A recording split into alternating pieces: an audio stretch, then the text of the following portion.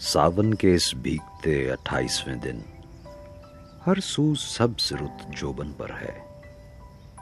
वो कहा है ना किसी ने कि सब्ज रुतों की झिलमिल में जब शाखें फूल उठाती हैं, बहके से रहते हैं बादल, चांद, हवा और मैं। खैर, ये चंद मिसरे आपके लिए।